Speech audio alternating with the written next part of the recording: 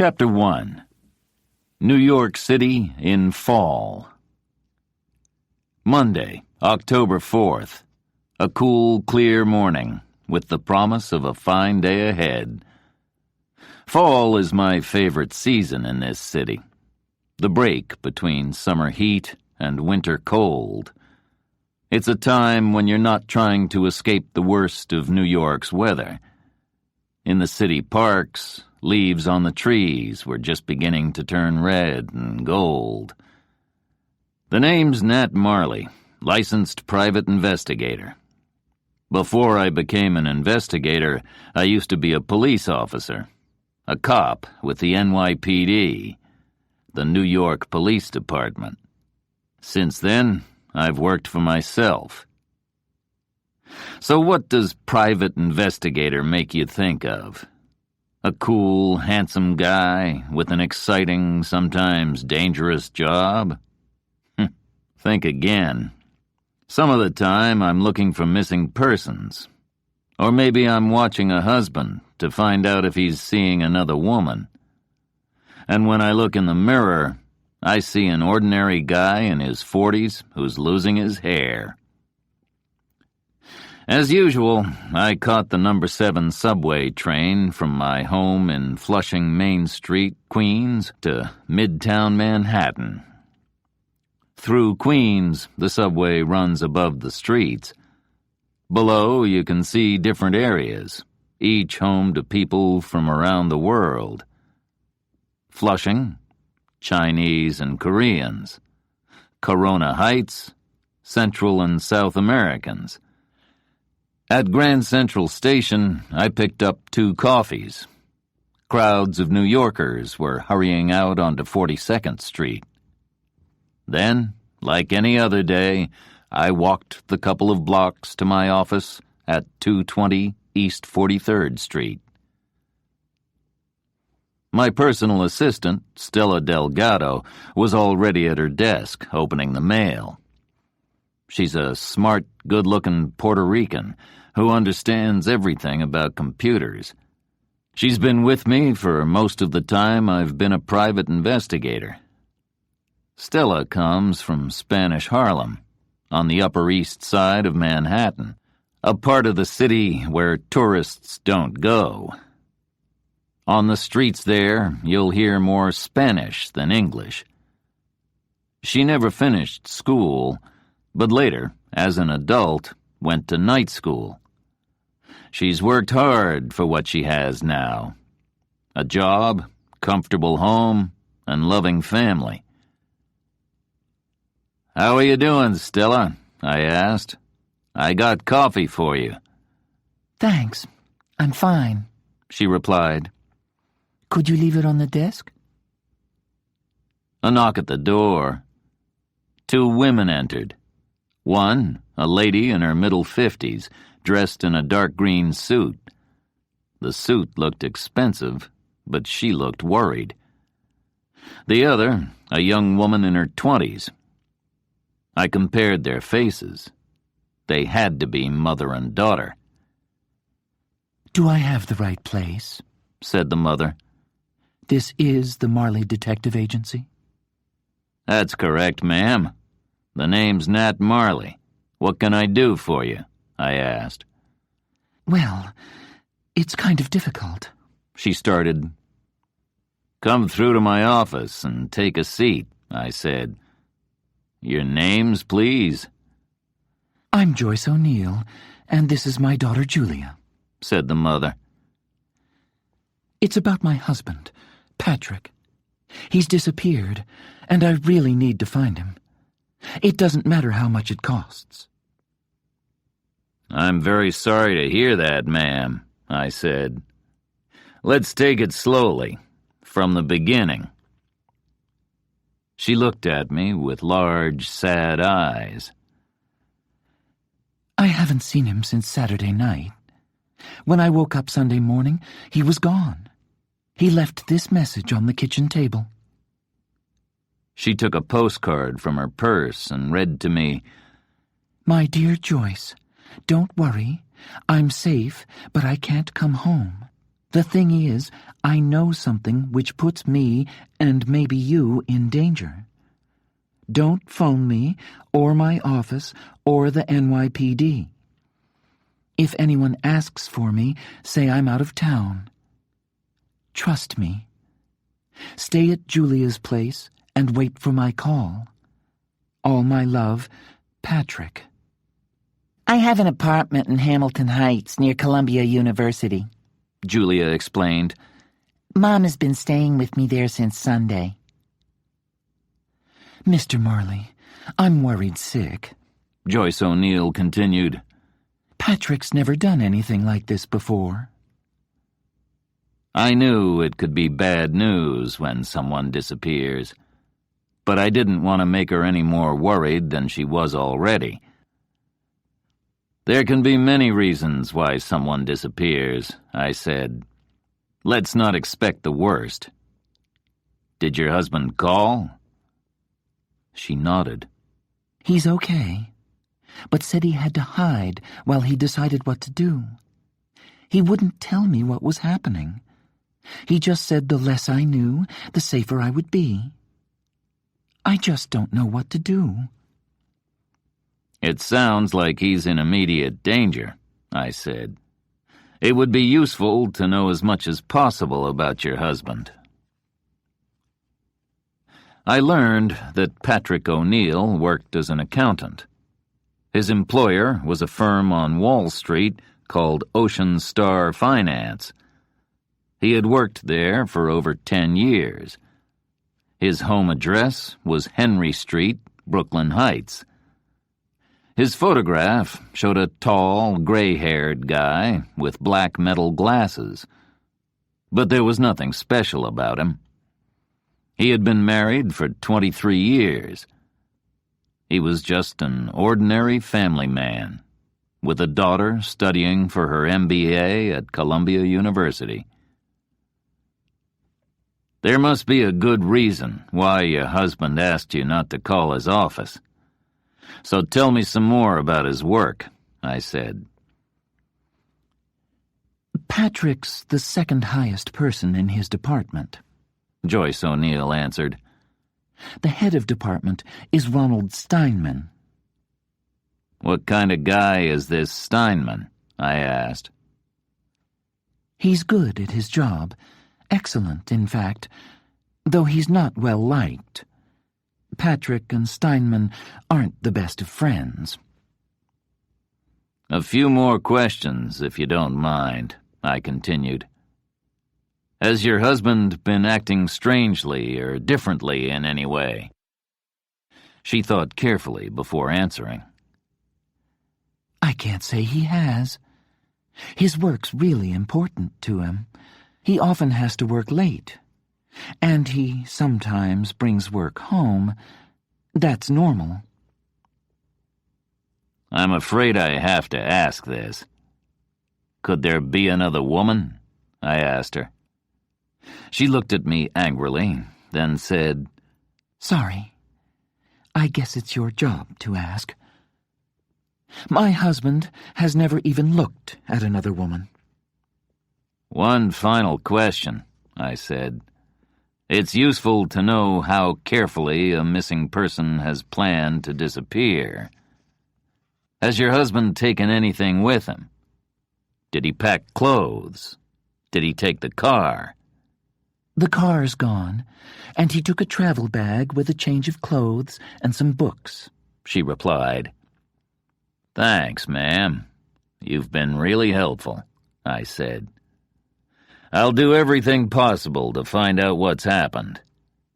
I'll need to visit you at your home later to look at your husband's papers and computer. That might give me some ideas.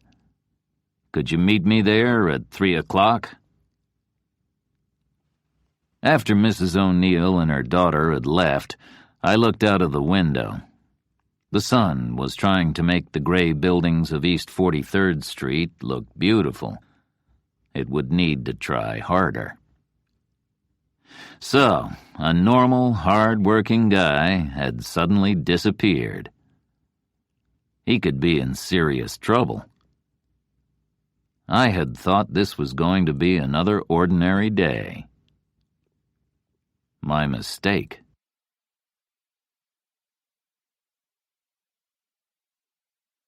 Chapter 2. Wall Street. I told Stella what I'd learned so far. As I talked, her fingers flew over the computer keyboard.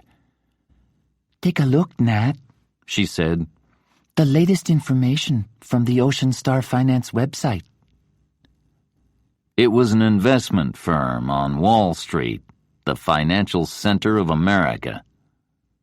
Investment meant lending out its clients' money on international money markets to make more money. So their already rich clients became even richer. Also, it seemed to be one of the best firms, a favorite of many famous New Yorkers. Year after year, Ocean Star had returned excellent money to its clients. It was like a money-making machine. The head of the firm was Lorraine Houston. She was well known to the public through TV talk shows and magazine stories about her homes on Long Island and in New England. Her clothes only came from the best stores. She'd lived the American dream, the daughter of a poor New Jersey family who had become the president of Ocean Star. I decided to call O'Neill's office and spoke with his personal assistant. I let her think I had some money to invest. Of course, it wasn't the truth. I've never had enough money to save much. But after 15 years in the NYPD, I'd learned how to tell a good lie. This is Mr. Marley, I told her. I'd like to meet with Mr. O'Neill this afternoon. I just wanted to check if he could see me at 3:30. I'm sorry, said the personal assistant. Mr. O'Neill called this morning to say he was sick. Really? In that case, I'll have to speak to the head of department, I said. I'm afraid that's not possible, she replied. You see, Mr. Steinman doesn't work here anymore. He left the firm on Friday. Left the firm? I asked. Why? Did he find another job? I couldn't say, sir, replied the personal assistant. Whose decision was this? I asked. I don't know, she said. Do you mean you don't know, or you're not allowed to tell me? I asked. As I said before, sir, I really couldn't say, she said. Something felt wrong. Both the head guys in the department had gone. Working at Ocean Star didn't seem too good for your health. Was it Steinman's decision to leave? You know what they say when someone suddenly leaves a job? Did he jump, or was he pushed? Stella was going through the mail. I picked up the phone bill. Ouch, that's going to hurt my wallet, I said. Did we really make that many calls? Well, we'd better find Patrick O'Neill quickly and make ourselves some money. Come on, Stella. We're going to visit Wall Street. Let's see if we can find out anything more on Ocean Star. Some investigators take cabs everywhere. Not me. If possible, I take public transportation, the New York subway. It's cheap, fast, and much safer than it used to be when I was a cop. We took a train from Grand Central Station to Wall Street. While traveling downtown, I described a plan to Stella. It was, of course, going to mean telling some more lies. When we get to Ocean Star, we check in with reception and let them think we're millionaires with money to invest. We'll tell them we need financial advice and ask to meet with one of their advisors immediately. Let's see what they can offer us. We'll act all unsure and ask for promises that our investment will be completely safe. I'll do most of the talking, and you watch the advisor." From the subway station, we walked east, past the New York Stock Exchange. Outside the building, tourists were busy taking pictures. Ahead of us, we could see the full height of the New Century building. 30 floors of glass and metal, a wall of silver in the sunshine. Ocean Star Finance used the top 4 floors. At the reception desk, you could almost smell money in the air. The black office furniture looked expensive, and the carpets were deep and soft. A meeting was soon organized. Yes, they wanted to talk to the millionaires. It's true what people say. Money does open doors. The advisor gave complete answers to my questions and seemed to be sure of herself. Finally, I asked, "So you can promise us a return of up to 15% on our investment by this time next year? No problem?" "None at all," she said immediately. "You don't need to worry. We offer the best service on Wall Street." Afterwards, I asked Stella for her thoughts. "You know, Nat, it was like listening to an actor who'd learned her lines well," she said. "She was giving the usual message. Don't worry. What could possibly go wrong? But you know, and I know, that's not always the case in the world of finance." I told Stella I was going to take an early lunch at McFadden's bar to talk with the people from the Daily News. The information I needed to know about Ocean Star couldn't be found on the internet. I wanted the inside information. McFadden's, on the corner of East 42nd Street and 2nd Avenue, was the second home of Daily News reporters. These guys often knew much more than they could write about in their newspaper. The kind of news that could be dangerous. Inside the bar, the lunchtime crowd was beginning to come in. I looked around and saw a tall man with white hair among a group of younger reporters. He was Ed Winchester, a reporter who had been with the Daily News longer than I could remember. He had helped me several times in the past. "Nat, over here. And while you're at the bar, get me another drink," he called, waving an empty glass.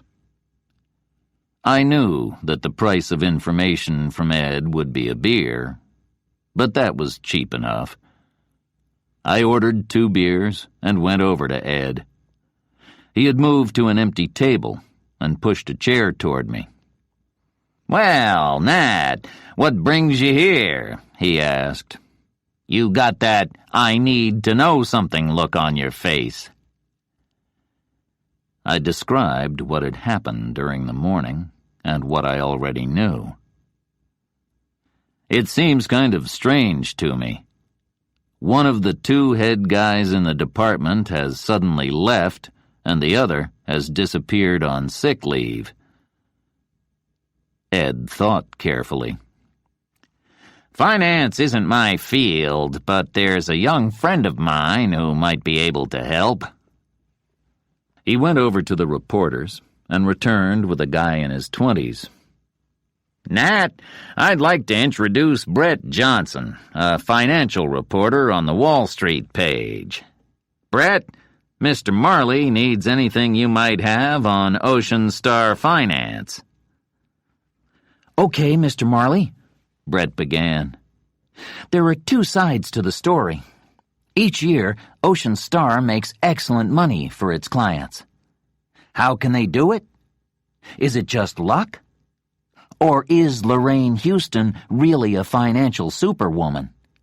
Second, If Ocean Star can make such good money, then why aren't all the other firms on Wall Street doing the same thing? However, I don't have all of the facts, so that's why you haven't read about it. Thanks, Brett. You've given me something to think about, I said.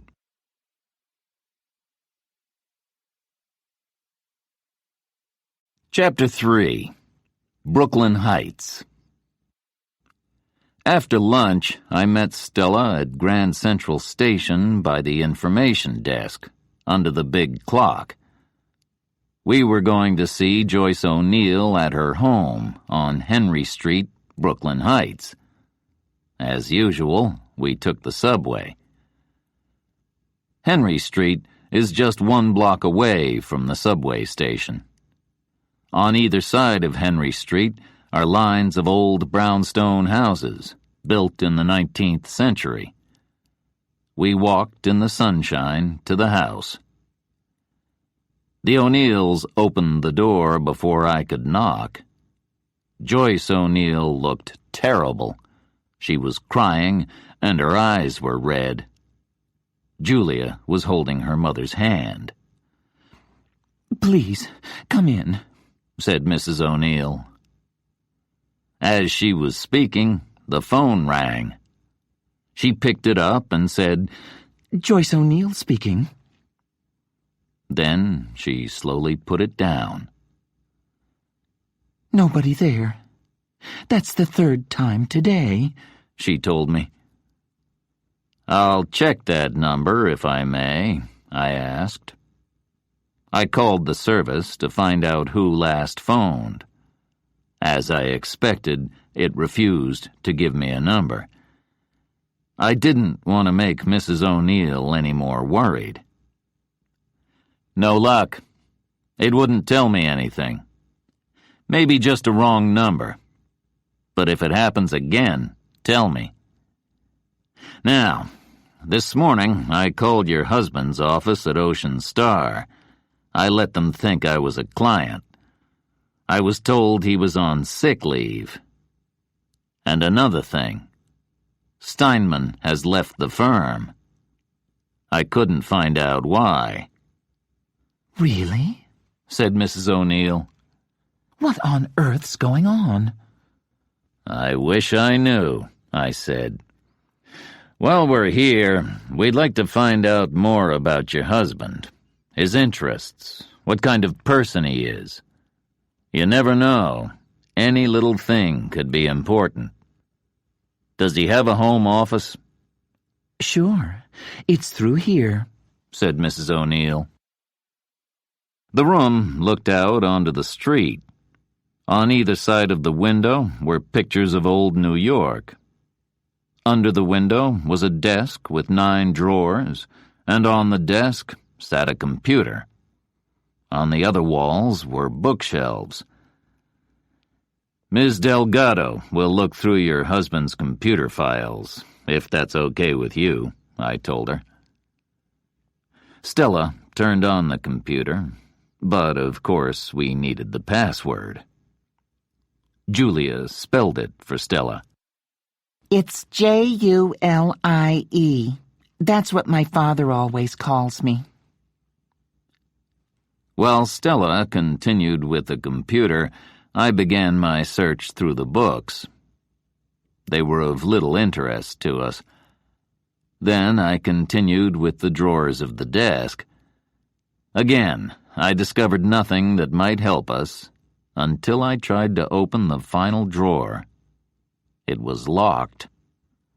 But a minute's work with a small knife was enough to open it.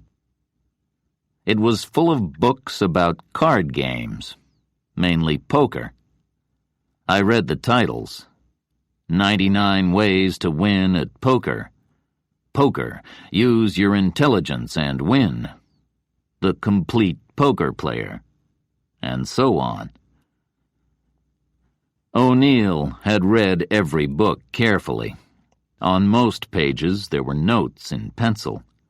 The sort of notes that only a serious student of the game would make. Was he hiding the books from his wife?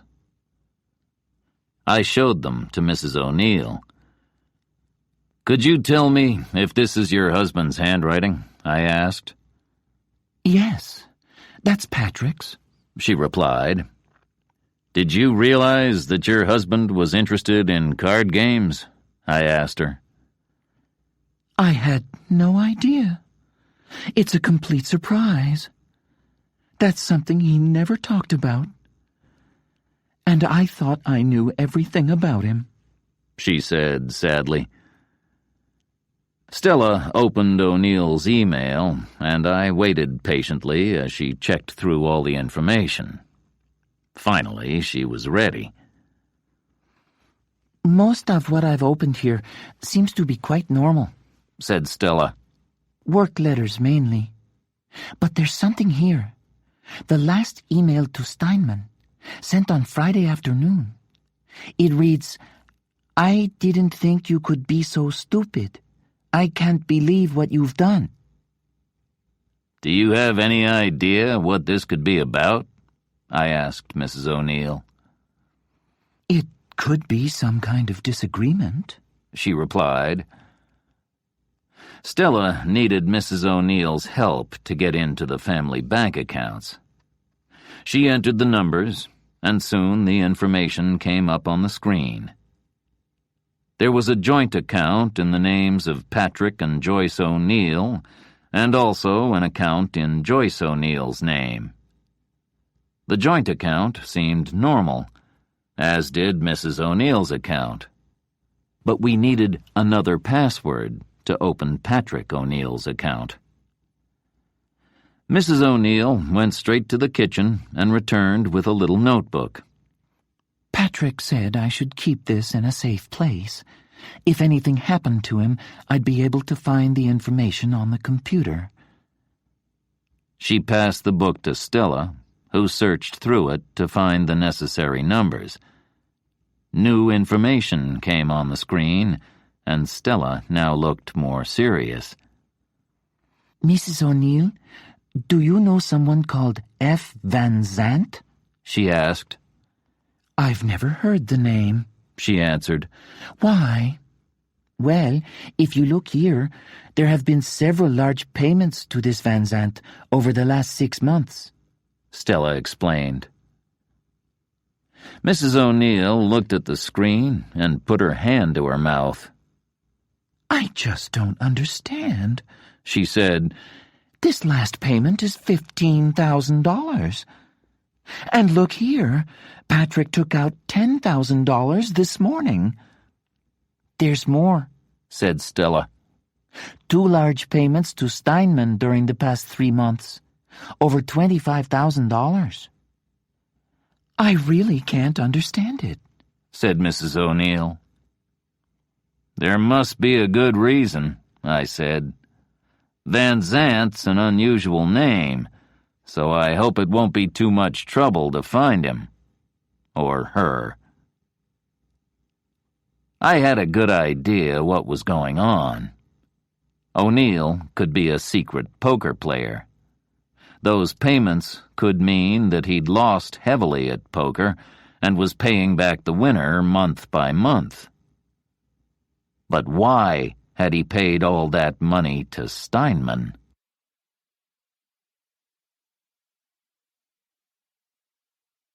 Chapter 4. A Voice from the Past. Tuesday, October 5th. Stella and I were at East 43rd Street early. Now we had another person to find. "Stella, see if you can find a phone number for this Van Zandt," I asked. "I'll look for a number for Steinman." My search was much faster than Stella's. It was all there in the phone book, the number and an address on West 75th Street, on the Upper West Side near Central Park. You needed serious money to live in that part of town. I made the call. "Good morning. May I speak with Mr. Steinman?" I asked. "Who are you, and what's your business with Mr. Steinman?" answered a loud voice, a voice I knew very well. Captain Oldenburg of the NYPD. What was he doing there, I wondered.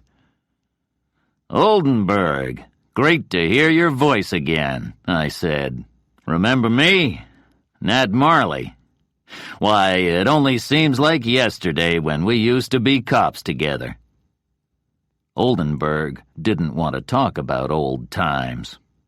"Just answer the question, Marley," he shouted. Okay. I'm making the call for a client. Mr. Steinman is the head of her husband's department. It's important that I speak with him." "Very interesting," replied Oldenburg. "That's gonna be kinda difficult. You see, Steinman has disappeared. Nobody's seen him since Friday. How about you tell me what's going on?" I knew I might need Oldenburg's help. I told myself to be patient. "My client's husband is in some kind of trouble," I said. "I thought his boss could help with a few questions." "I get the picture," said Oldenburg. "As usual, you can't tell me the full story. But let me tell you this, Marley. Don't try hiding information that could help my investigation, or else I'll have you at police headquarters for questioning." Message received and understood. Oldenburg was a good cop and was doing his job. But, as I knew from the old days with the NYPD, he was neither the friendliest nor the easiest guy to work with. As soon as I put the phone down, it rang. It was Mrs. O'Neill. She had returned home to Henry Street to pick up a change of clothes, and she had found the front door wide open. Someone had broken into the house. I remembered the calls that Mrs. O'Neill had received yesterday. Now I knew that someone was checking to see when the house was empty. "Is anything missing?" I asked. "I really don't know. Please come quickly. I'm so afraid they'll come back," she said. "Don't touch anything," I told her. "Can you wait with a neighbor?" "Good. I'm on my way." I left Stella looking for phone numbers for Van Zant's. I took another subway ride to Brooklyn Heights. With the number of traffic lights between Midtown Manhattan and Brooklyn, the subway was always faster. I called Mrs. O'Neill's cell phone 5 minutes before I arrived. She was standing by the front door, her hands shaking. "Mr. Marley, this is just horrible. It must be something to do with my poor Patrick," she cried. She led me into the house. Someone had made a complete mess of the home office. All the books were off the shelves, with their pages open. Empty desk drawers were lying on the carpet. The computer was still there. But when I felt around the back of the machine, it was open. The hard drive was missing. "Look here," I said. "That's what they were looking for. Information on the hard drive. But if they don't find what they're looking for on the hard drive, they could return, and you'll be in serious danger. So I don't want you to return to this house again." "I'll stay at Julia's until this is over," Mrs. O'Neill said sadly. "Okay. We have to make sure this house is safe before you leave," I said. "I'll call a 24-hour lock service. You'll need new, stronger locks. I'll stay here while we wait." I would probably have a couple of hours to wait with Mrs. O'Neill. It was a chance to ask a few more questions and get a better picture of her husband. I didn't think she realized how much danger she could be in. When would she agree to call the NYPD? "Mrs. O'Neill, what can you tell me about your husband's boss, Steinman?" I started. "Yesterday you said they weren't the best of friends." A couple of years ago, Patrick had the chance to become the department head. He was the right person for the job, and he was well liked. Unfortunately, he didn't get the job, though that wasn't his fault.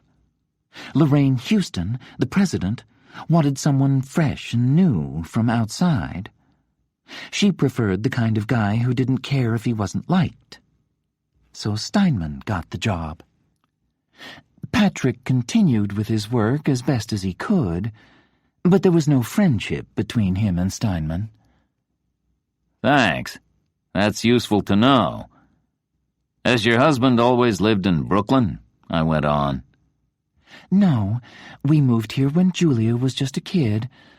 Patrick's family are Irish-American. His grandparents arrived in the U.S. from Dublin in the 1920s. They more or less got off the ship and moved straight to the East Village. Patrick grew up in Alphabet City on 10th Street. Alphabet City is the part of the East Village which gets its name from avenues A, B, C, and D, which cut across it. It didn't used to be a safe area. In fact, it was a center for drugs and crime. But now things have changed. Today, you can find cool cafes, bars, and stores in the area. So he didn't come from a rich family, I asked. Not at all. Patrick's parents had a hard life. They never lived the American dream. It wasn't easy for Patrick either. He's the youngest of 6 children, so there was no question of the family paying for college. Patrick did it the hard way and paid for everything by working nights at a 24/7 store. He never had the advantages that I had. Where do you think he might hide to escape from somebody? I asked. Where would he feel safest in this city? I couldn't say for sure, but the area he knows best of all is the East Village, she replied. Right. Now, Mrs. O'Neill, I don't want to worry you more than necessary, but I think you're in real danger. The people that broke into your house could come back. I think we should call the NYPD. Mrs. O'Neill got up from her armchair, walked over to the window, and looked out into the street. At last, she spoke. Mr. Marley, I know you're offering the best advice. But you remember what Patrick said in his message. Don't call the NYPD. Those are his wishes, and I have to follow them.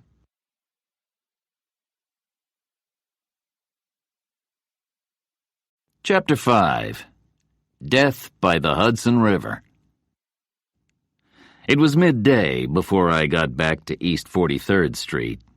I picked up a snack at Grand Central Station before returning to the office. It hadn't taken Stella long to find phone numbers for Van Zant's. There were over 50 in all of New York City. Okay, Stella, we can share this job, I said. I'll take the first phone book, and you can start on the second. Say you're an old friend of O'Neill's, and that you're trying to find him. It was slow and boring work, but I felt it would be worth it in the end. Good afternoon. Is this Mr. Van Zant? If I could have a minute of your time? You see, I'm trying to find an old friend of mine, Patrick O'Neill. Would you know him? No? Okay, thanks for your time. As the calls continued, I wasn't feeling too hopeful. Then I got an answering machine. I listened to the message. I'm sorry I can't get to the phone right now. Leave a message or phone 212-555-01230. I called the number. The phone was answered after a couple of rings. First, the sound of jazz music, then a voice. Frankie's Cocktail Lounge. Good afternoon. Is that Mr. Van Zant? I asked. Hold on. I heard the guy shout above the noise. Frank, call for ya. Could this finally be the right Van Zant? I waited patiently. "Frank Van Zant speaking." "If I could have a moment of your time, Mr. Van Zant," I began.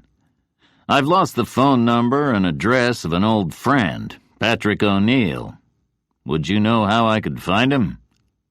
"Oh, yeah? I might. Who's asking?" replied Van Zant. Not very welcoming, I thought. Time to tell another lie. "The name's Marley. I'm an old college friend. Patrick and I were at accounting school together." "If you're so clever, mister, look in the phone book. And don't call again," he added, then put the phone down. The line went dead. Clearly, this guy didn't like me asking after O'Neill. This time, I felt I was in luck. Perhaps I should visit Frankie's cocktail lounge. Before I could organize anything, the phone rang. I picked it up and heard that voice from the past again, Captain Oldenburg. "Marley," he shouted, "your line's been busy for ages. Could I have a minute of your valuable time?" "Sure, go ahead," I replied, holding the phone away from my ear. "Get yourself to the 79th Street boat basin. I got something to show you," he laughed. When Oldenburg laughs, it usually means bad news. "Okay, but why? What's going on?" I asked. "It's a surprise, but I want you here now," Oldenburg ordered. I told Stella what was happening. She gave me a smile and said, Don't get mad at Oldenburg. Remember, we may need his help. I was back on the subway again, this time to West 79th Street. I walked the 2 blocks from the subway station west toward the Hudson River and crossed the Riverside Park to the boat basin. From here, you could see across the river to New Jersey. The temperature had dropped, and the sky was full of heavy gray clouds. A cold wind started to blow from the west. All around the boat basin were houseboats. I've heard it's the cheapest way to live in this city. Ahead, I could see NYPD cars in a parking lot near the river. As I got closer, an NYPD cop stopped me and said, "Sorry, sir, you can't enter." "The name's Marley. Captain Oldenburg's expecting me," I replied. "Okay, come with me, and we'll find the captain," said the cop. Oldenburg was standing in the parking lot behind a Chevrolet Impala. He was smiling, which always made me feel uncomfortable. "Take a look at this," said Oldenburg, waving at the car. Oldenburg moved to the back of the car and opened the trunk. Inside was a dead man. Oldenburg called to the police doctor. "Could you show me his face again, Doc?" he asked. "Okay, Marley, time for your surprise." The NYPD doctor was wearing a suit of white material over her clothes and white plastic gloves and shoes. She carefully took the dead man's head in her hands and moved it round so we could see the face. His skin was gray and his mouth was open. Between his eyes was a hole. "Marley, meet Ronald Steinman." "Doc, would you tell Mr. Marley what you know?" said Oldenburg. I'd say he's been dead about 2 or 3 days. A single shot to the head. You see these cuts around his face? This guy was hit hard a number of times before he died. Can't tell you much more just now, the police doctor told me. Heavy rain began to fall. I was feeling sick. Although I've seen dead bodies before, I still get that same horrible feeling. "I just checked the license plate. This car belongs to Mr. Patrick O'Neill, Henry Street, Brooklyn." "We need to talk, Marley," said Oldenburg. "And I guess you need a drink. Let's go somewhere warmer." Oldenburg took me to the Boat Basin Cafe, where he ordered me a double scotch. The drink was just the right medicine. "Marley, I got an idea, and I think I may be right. Your client could be Patrick O'Neill, an accountant with Ocean Star Finance, or one of his family?" he asked. I nodded. The safest thing was to listen and see what Oldenburg wanted. "Steinman disappeared sometime on Friday afternoon. I've been asking questions at Ocean Star. On Friday morning, people heard Steinman and O'Neill arguing. This was no conversation between friends. People said it was more like a fight. It was behind closed doors, so they couldn't say what they were arguing about. Today, Steinman is found in O'Neill's car, murdered.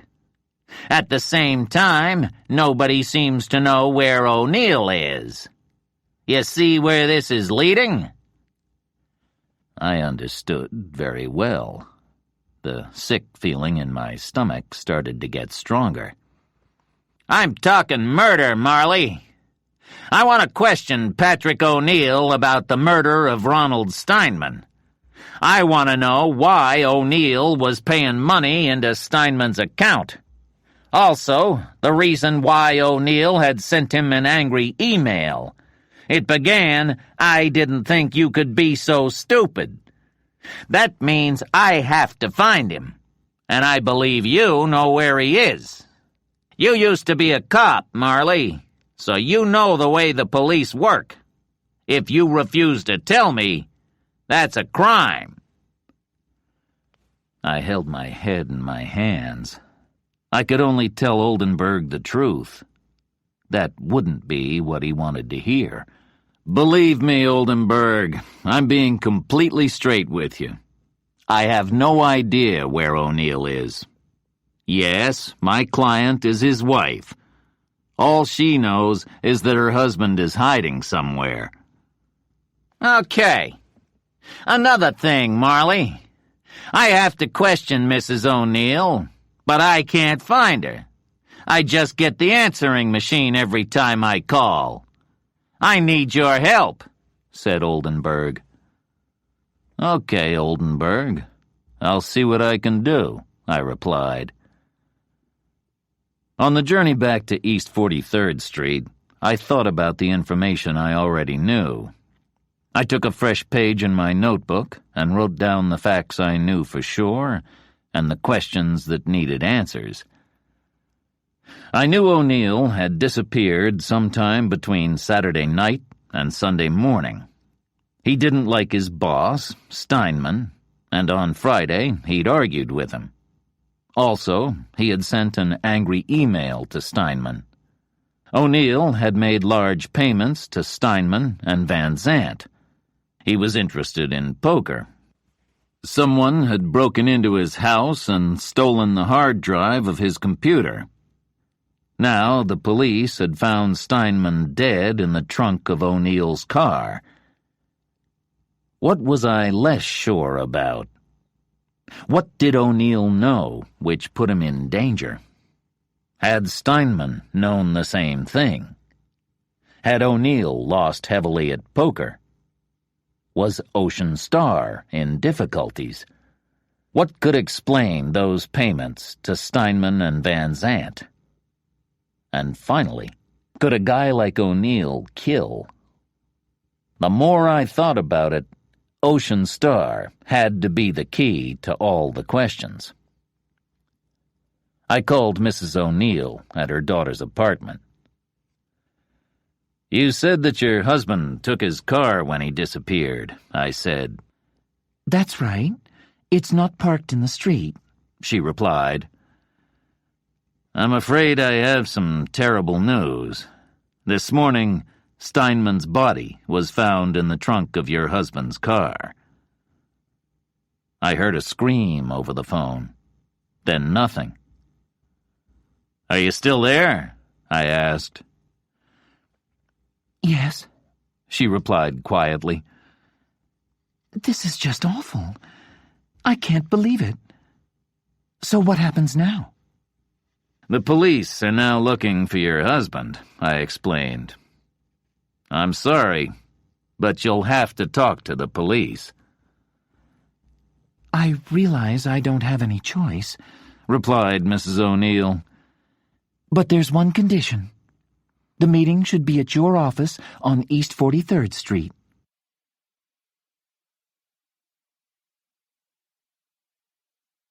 Chapter 6. Questions and Answers. Wednesday, October 6th. Captain Oldenburg and Mrs. O'Neill were in my office at 9 o'clock. Mrs. O'Neill was wearing a very fashionable black jacket and skirt with a white blouse. Maybe she did her shopping on Fifth Avenue. Oldenburg was dressed in an ugly brown suit with an orange tie, clothes that had been in fashion sometime during the last century. Before Oldenburg started questioning Mrs. O'Neill, I told him what I knew about Patrick O'Neill. I was trying to show the captain that O'Neill was just a good ordinary guy, not a murderer. "As I see it, Patrick O'Neill could be in the middle of something very dangerous," I began.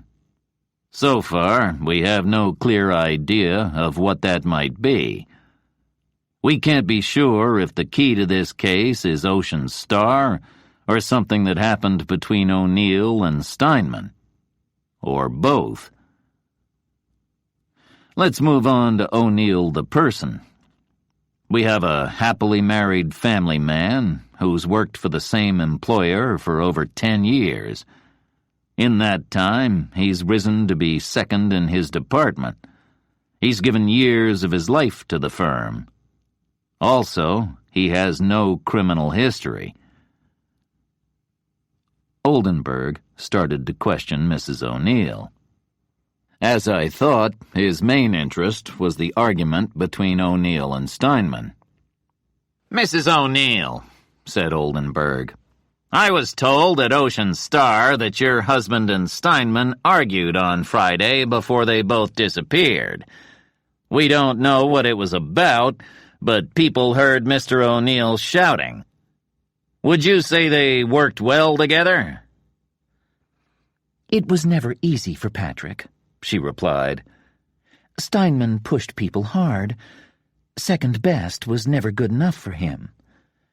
I can't say Patrick liked him, but he did his work as well as he could." 2 years ago, your husband had the chance to become the department head, but Lorraine Houston brought in Steinman. How did your husband feel about this?" asked Oldenburg. "At the time, he was angry, but he learned to accept what had happened. Life has to go on," Mrs. O'Neill replied. "Could you think of anybody who would want to kill Steinman?" Oldenburg asked her. "No," she replied. "Okay, so he's not the nicest of guys, but that's no reason for murder." "Your husband was paying money to Steinman. Do you have any idea why?" Oldenburg went on. "None at all," Mrs. O'Neill replied. Oldenburg continued with questions about the angry email, which Mrs. O'Neill answered patiently. At last he said, "One more thing, Mrs. O'Neill. Would you agree to a search of your house?" "I guess I have to," she replied, and handed him her keys.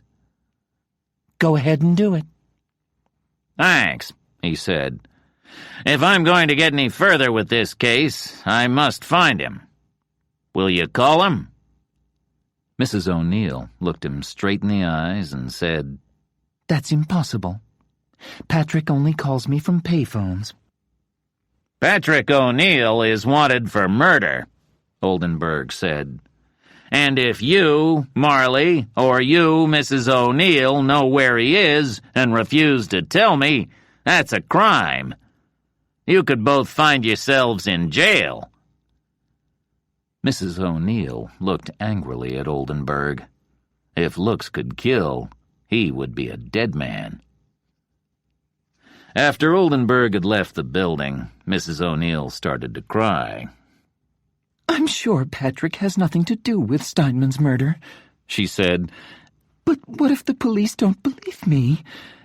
And what if the people who killed Steinman go after Patrick next? I will find him, I promise you, I said. But you must be careful. When you get back to Julia's apartment, stay inside, okay? Stella, could you call a cab for Mrs. O'Neill? When Mrs. O'Neill had left, I organized some help from an old friend who used to be a policeman like myself. A guy who was as useful as 10 NYPD officers. Joe Blaney. He'd taught me more about staying alive on the streets of Manhattan than you could ever learn at police academy. He's the sort of person you needed if there was going to be trouble. And he knew how to use a gun. I last carried a gun when I was a New York cop. I haven't carried one since, and haven't wanted to. But there are times when one is necessary. I picked up the phone. Joe, I have work for you. It could be dangerous, so bring a gun. A missing person's in danger, and we're gonna find him.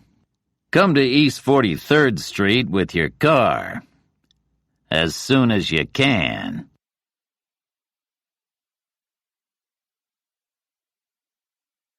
Chapter 7. Frankie's Cocktail Lounge.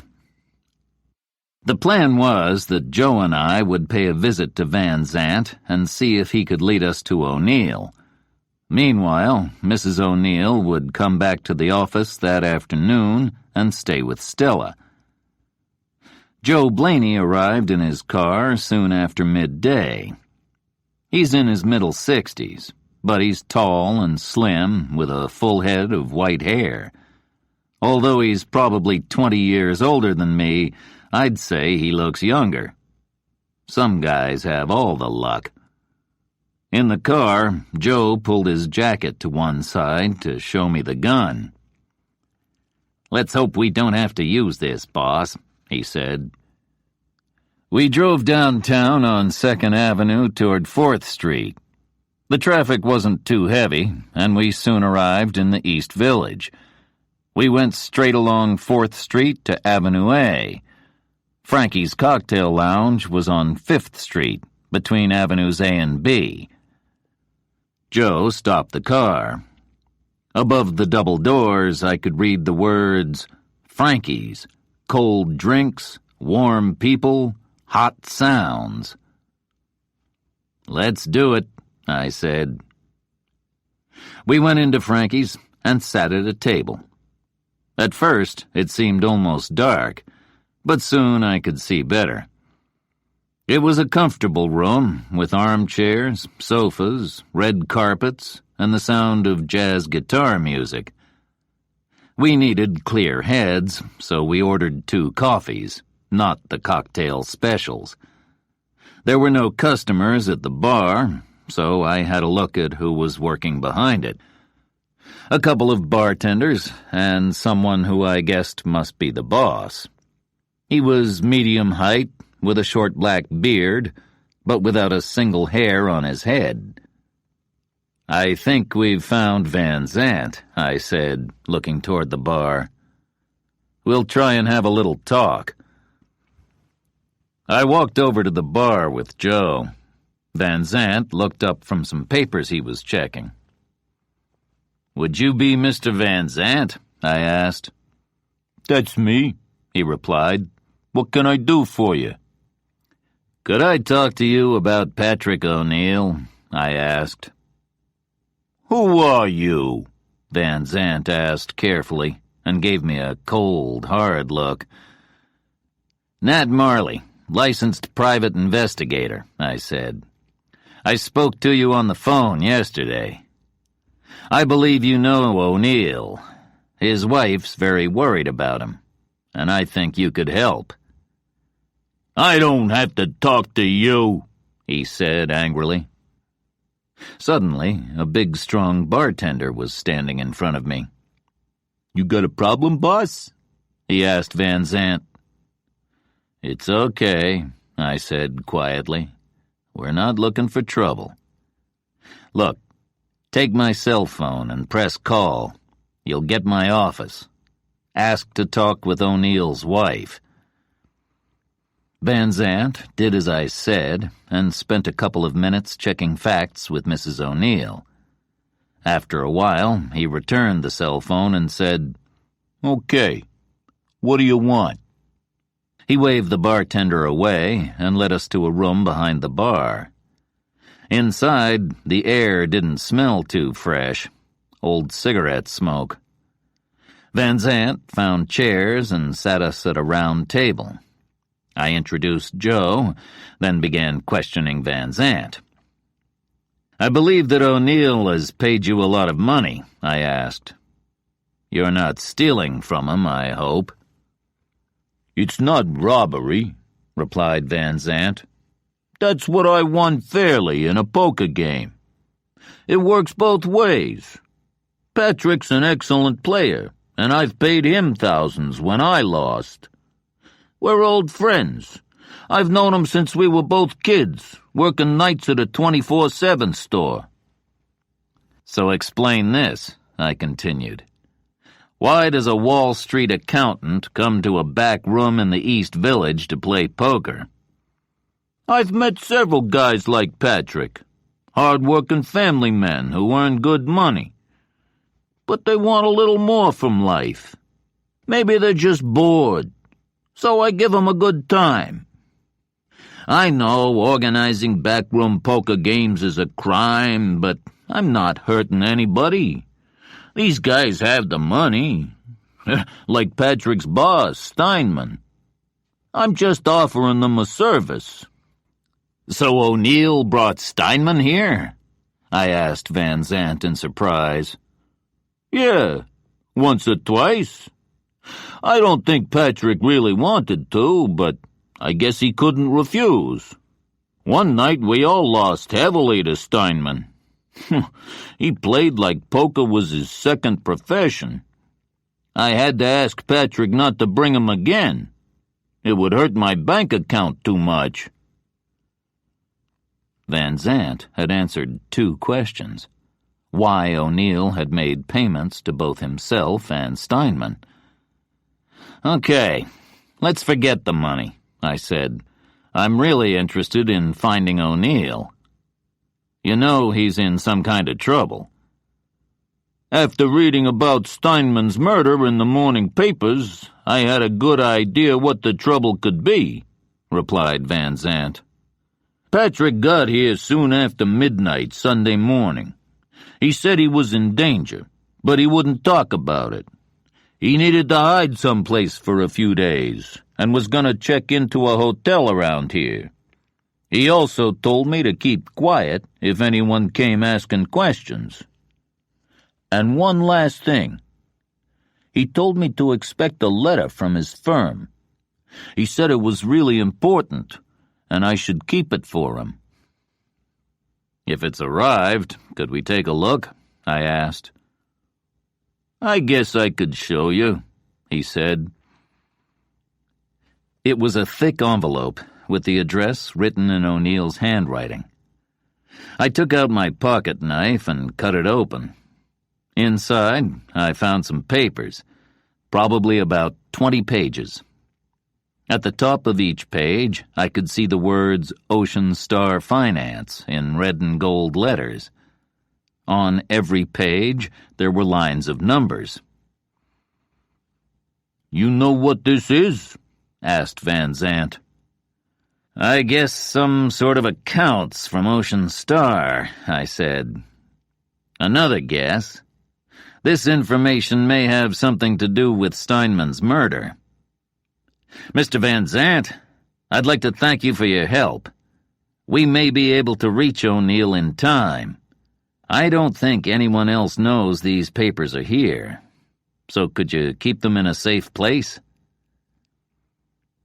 Before Joe and I started searching the East Village, I called Stella to tell her what we'd discovered so far.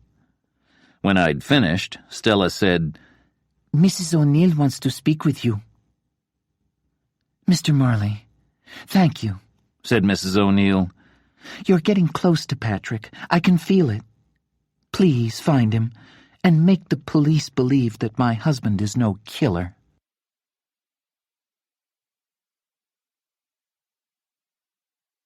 Chapter 8. The East Village. Our search area was wide. Everything between 4th Avenue and Avenue D, then everything between East Houston Street and East 14th Street. Within that area are 14 streets and 8 avenues. Now do the math. That makes around 80 blocks. The good news was that if O'Neill was staying in a hotel in the area, like Van Zandt said, we didn't have too many places to check. Most of the hotels are either along 3rd Avenue or the streets off it. There were 2 problems. First, what sort of hotel would O'Neill choose? Somewhere busy, on a crowded street where he wouldn't be noticed? Or would he prefer somewhere quieter and more basic, with less activity? A place where it would be easier to watch and listen? Second, how would we find out if he was staying there? Would he check in under his own name? And how could we get the hotel receptionist to tell us if he was there? Hotel receptionists don't give information about their guests to complete strangers. So we had a plan. I'd say I had a business meeting with O'Neill. To help receptionists believe the story, I'd asked Stella to produce some company information for Patrick O'Neill Accounting. There was a photo of O'Neill on the front, which I'd hold so the receptionist could see his face. Time after time at hotels, I introduced myself and spoke to the receptionists. "Excuse me, the name's Marley. I have a meeting with Patrick O'Neill. Would you call his room to tell him I'm at reception?" We had no luck at the more expensive places, which were full of tourists and business people. After asking at a few, we knew what sort of answers to expect. I'm sorry, sir. Do you have the correct hotel? I wish I could help you, but... Hour after hour, our search area grew wider. We had moved away from 3rd Avenue, deeper into the center of the East Village, toward Alphabet City. At some of the cheaper places, the receptionists were less patient. "We got nobody by that name staying here, mister. Look, mister, I just work here. It's not my job to remember faces." We continued until early evening. It was 6:30, not long before sunset, and the sky in the west was growing pink. We just had 1 or 2 more places to check in Alphabet City. The next hotel, the Madigan Inn on Avenue B, looked like an ugly, dirty place, but the receptionist was helpful. I asked the usual questions and made sure that she could see O'Neill's photo. Then the surprise. I could see from the look on her face that she knew something. "Sure, I know the guy," she said, "but not by the name of O'Neill. I don't know if I'm allowed to say." I showed her my investigator's license and said, "The truth is, this guy's life is in danger. I'm working for his family, and we need to find him quickly, before someone else does." She believed me and turned to check the computer. "Yeah, there he is," she said. "He stayed for 1 night and checked out yesterday. The name he gave was Brendan Toohey." "Can you tell me anything more?" I asked. "Did he have any visitors? How did he spend his time?" "Well, he asked for a room on the street. That seemed to be important. He didn't have any visitors and spent most of the time in his room. I think he was watching the street. Or that's what I thought when I looked up at his window." "Thanks," I said. "You've been really helpful." "You could ask at our other hotel," she said. "I could phone ahead to tell them to expect you. It's the Metro, on Avenue C between 4th and 3rd. "Please, if you would," I replied. As we left, I said to Joe, "At last we're getting somewhere. I think I know what he's doing. Just staying a night at one place, then moving on." Joe suddenly stopped in front of the door to the street. "Nat, you see that car just across the street?" "The black one?" I asked. "That's it. I think I've seen it before, outside your office, but I couldn't be too sure," Joe went on. I studied the car carefully. A Lexus, which costs serious money. 3 guys with dark glasses were inside. It was starting to get dark, and I've never liked guys who wear sunglasses at night. I had a horrible feeling that those people meant trouble. Then the driver looked toward us, and the car quickly moved along the avenue. In the poor light, I couldn't read the license plate. "What do you think, boss?" asked Joe. "Are they following us?" The streetlights had now come on. Under their yellow light, I could see the answer to Joe's question. On the road beside Joe's car was a knife. There was no air in 2 of the tires, so it was impossible to drive. Now I realized what was happening. Those guys had followed us, hoping we would lead them to O'Neill. They knew we were checking hotels, and the Metro was the last one in the area.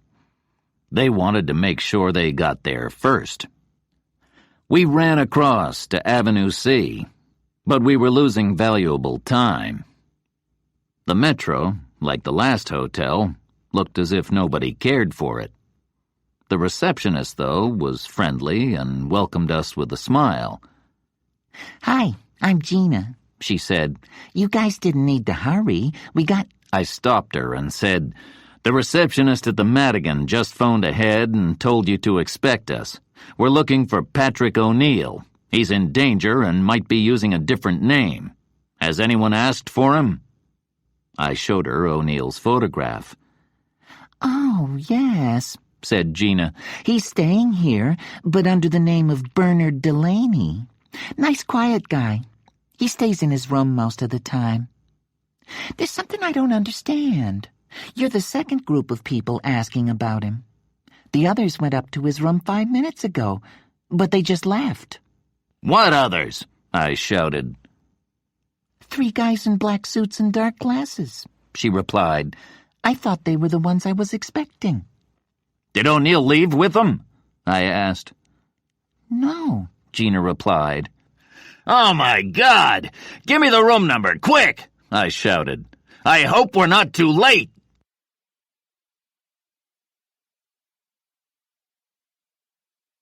Chapter 9. The Metro, Avenue C. "Second floor, room 219, said Gina. No time to lose. Joe and I ran upstairs to the room. The door was open and the lock was broken. Inside, we could see that someone had quickly searched the room. An empty travel bag was lying on the floor. The blankets had been pulled off the bed and clothes thrown around the room. "O'Neill's not here, but those other guys won't be far away," I said. "I don't like this one bit. Let's get back to the lobby." At the desk, I made a 911 call for the police, described the 3 guys and their car, and said, "I believe they're looking for Patrick O'Neill, who's staying at this hotel." We walked out onto the street to wait for the police, who I knew ought to be here in minutes. But things now happened very quickly. A guy in dark glasses was standing opposite us, across the road. He laughed and said, "I guess you ain't going no place fast." Then he began to cross the street, like he didn't need to hurry. He spoke again. "You guys, just tell me where O'Neill is. Then you can go home and forget you ever saw me." He wanted O'Neill, but we had no idea where he might be. I looked left and right along the street. On either side of us was a guy in a black suit walking slowly toward us. Both of them were carrying guns. We had no place to run, no place to hide. Luckily, Joe was thinking more quickly than me. "Back inside the hotel, now!" he shouted, and pushed me toward the entrance. We turned and ran inside. Behind us, I could hear the sound of running feet as they chased after us. "On the floor, behind the desk, now!" said Joe. There was no time to say, "If you please, ma'am," as I threw Gina to the ground. The front door opened with a crash, but Joe was ready for them. I heard 2 shots, followed by a scream. Then everything was quiet. There was a cloud of smoke from the shots in the air. Joe was now at the desk. "I think I hit one, but they'll be back," said Joe. "We have to hurry. Gina, you got to help us. Is there a back entrance?" "Through here," replied Gina. "Follow me." She led us through a door behind the desk, then down some steps. Behind us, I heard a crash as the men in black returned. We were now hurrying through the hotel kitchen. I heard shouts and feet on the stairs. They were getting close. "Turn off any lights and lock doors behind us if you can," I told Gina. I decided to make things more difficult for the guys following us. I pulled glasses and bottles to the floor. We reached the back door just as we heard the men coming into the kitchen. There was a shot, which left a hole in the wall beside me. That was much too close. A second later, the room was in complete darkness as Gina turned off the lights. There were shouts as one of the guys fell over. "Up these steps! Hurry!" said Gina. We were now outside in the cold night air. We went up a few more steps, then out into a narrow street behind the hotel. In the darkness, I could just see back entrances to buildings along Avenue C. We had passed a few doors when Gina suddenly stopped. "I don't know what to do!" she screamed. "Through this door, quickly," I ordered, "and get down." We hit the ground behind some boxes. It didn't smell too clean down there, but this wasn't the time to worry about the dry cleaner's bill. Gina had started to cry, so I put my hand over her mouth to keep her quiet. "Don't make a sound," Joe whispered. "With luck, the NYPD should arrive before they find us." As we hid there in the darkness, we heard feet running to the left and right along the narrow street. Then we heard the steps returning more slowly, and voices. "They gotta be here someplace," said one. "They can't have gotten far." "Start with these doors," said another. "Let's see where they're hiding." There was crash after crash as the doors were opened. More shots. Well, that's one way to unlock a door if you don't have the key.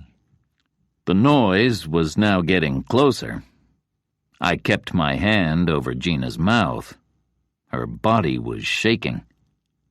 Finally, above the crashes and shots, a new but very welcome sound. The scream of a police car. "It's the cops! Let's get out of here!" shouted a voice on the other side of the door. We heard them running back toward the hotel. Then all went quiet. After waiting a few minutes, I decided it was safe to come out. Back inside the hotel kitchen, it looked like the morning after a wild party. We walked carefully around the broken glasses and bottles on the floor. In the hotel lobby, 2 guys in black suits were lying on the floor. Above them stood 2 NYPD cops. "Am I pleased to see you?" I said. "I'm Nat Marley, licensed private investigator. Did you catch all 3 of them?" Yes, sir. The other one is outside with the sergeant. He'll need an ambulance, said one of the cops. We got here just in time, said the other. Captain Oldenburg's on his way. He'll need to question you. Gina was feeling better. Her suit was black with dirt and oil. Mine didn't look much cleaner, though. Now I started to shake. It's always the same. It never hits me at the time, but later, when I realize I'm lucky to be alive. I guess I could make everyone coffee, said Gina. That'd be great. But then I had a sudden thought and shouted, "Joe, upstairs, now!" We ran back up to room 219. The door was closed, and when I knocked, there was no reply. I put my ear to the door and listened. Somebody was moving around in the room.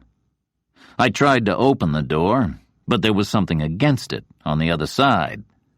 However, it wasn't strong enough for Joe's boot and flew open. Inside, we saw a man holding the travel bag. He threw the bag into Joe's face and tried to push past me, but I was able to catch his coat and pull him to the floor. I looked at him closely. A middle-aged guy with gray hair and black metal glasses. Patrick O'Neill. "Don't be afraid," I said. "I'm Ned Marley, private investigator. I'm working for your wife, Joyce. You're gonna be safe. It's time to stop running."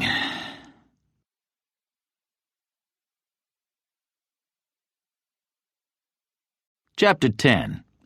Time to Fight Back. There was a hopeless look in O'Neill's eyes. His lips moved, but he couldn't speak. I shook his shoulders and made him look straight at me. "Listen, we're the good guys. You're out of danger. Your wife sent us to find you." He still seemed to be unsure, so I pulled him to his feet and tried again. "Here's my cell phone. It's calling my office number. As soon as my personal assistant answers, ask to speak to Joyce." We waited while he spoke to his wife. He sat down on the bed as he talked. Now he looked tired and weak, like a lost child. "If you don't mind, Mr. O'Neill, I need to talk to my personal assistant now," I said. He returned my cell phone. "Stella, listen carefully," I said. "Call a cab and take Mrs. O'Neill to Frankie's Cocktail Lounge on 5th Street. We're going to meet you there as soon as possible. We need to make Oldenburg believe that O'Neill is not Steinman's killer." Now O'Neill was beginning to look more normal. "I guess I should say sorry," he said. "How did you know where to find me?" "I can explain that," I replied. "Through information in your bank accounts, we learned that you'd made payments to a Van Zandt. That's how we found your old friend Frank." "So, you know about the poker games," said O'Neill. "When I told Joyce I was working late, I was actually—" "It doesn't matter now," I said. "Van Zandt told us that you'd checked into a hotel somewhere in the East Village. You heard about Steinman's murder? The police think you did it, but I didn't think that could be true. So I thought you might be in danger too. But how did you get away from the guys in black suits?" "I was watching the street from my window," began O'Neill. "I saw them arrive and thought they had to be bad news. I ran up to the top floor and hid in a blanket cupboard. I'd been up there for about 10 minutes when I heard the shots. So I stayed there until I heard the police car arrive and came down to my floor. When I looked out of my window again, I could see the sergeant outside with one of them. Finally, I thought it was safe enough to escape." That letter you sent to Van Zandt. What do all those numbers mean? I asked. They're the reason why Steinman was murdered, replied O'Neill. Suddenly, there was someone at the door. It was Captain Oldenburg. He looked around, shook his head, and asked in a tired voice, "Would you mind telling me what's going on, Marley?" "Oldenburg, let me introduce Mr. Patrick O'Neill. Mr. O'Neill was almost murdered here tonight. Thanks to the sergeant and his team, we're all still alive. Mr. O'Neill has a story to tell you. I believe that once you know all the facts, it will be clear that he can't be Steinman's killer." "I'm listening, Marley," said Oldenburg, "but whether he's the killer is for the police to decide, not you." "Mr. O'Neill can show you all the information you need," I continued. "If you agree, it means a quick journey to Frankie's cocktail lounge on 5th Street. Everything's there." "Agreed," said Oldenburg. "But for the moment, O'Neill, you're still wanted for murder, and that means you're my prisoner. Anyway, I guess police headquarters will be rather safer than this hotel." We all went downstairs, back to reception, where Oldenburg organized everyone. "Sergeant, you're coming with me and O'Neill. Have your men take away the other 2 prisoners, and 1 officer should stay with the guy who was shot." Joe had to leave and get some help with his car. Oldenburg drove us through the East Village back to 5th Street.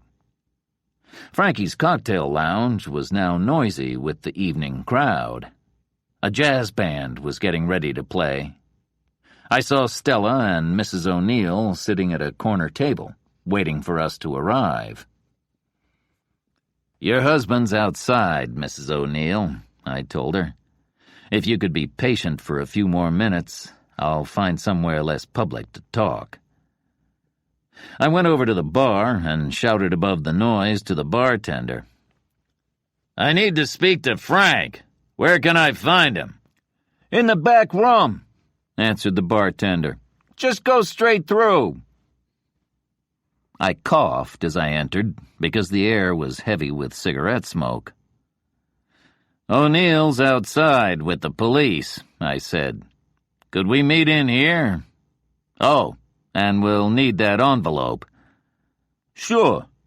Let's get some fresh air in here," said Van Zandt as he threw open a window. Oldenburg brought O'Neill into the room, and Stella followed with Mrs. O'Neill. As soon as everybody was inside the office, O'Neill took his wife in his arms. "It's wonderful to see you again, Joyce," he said. "I'm going to stop hiding. Now it's time to fight back."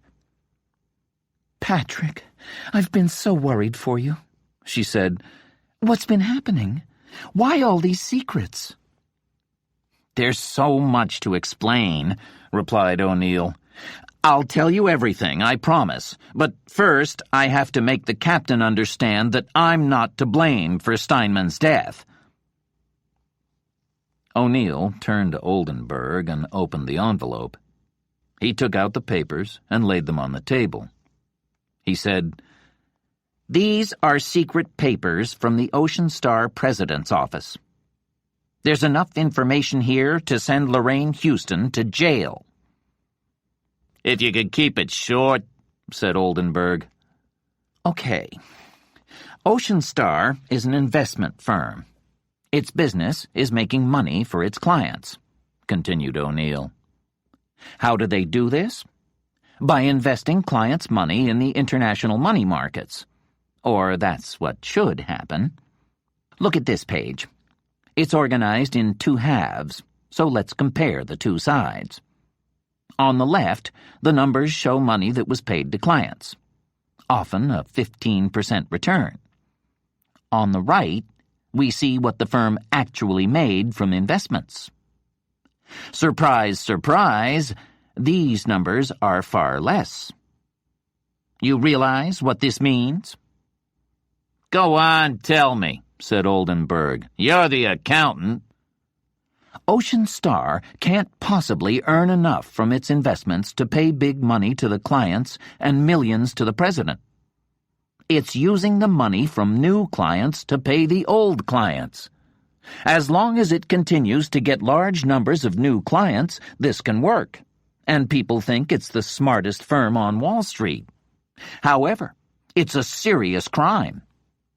I believe that's why Steinman was murdered. He knew about it too after I showed him these accounts, and he talked to Houston. I want to make all this public, and now I don't care if it destroys Ocean Star at the same time. Is that clear, Captain? More or less, replied Oldenburg. If I could take those papers, thanks. But there are a lot more questions which I want answered. We'll continue at police headquarters. Mr. O'Neill, you're still my prisoner.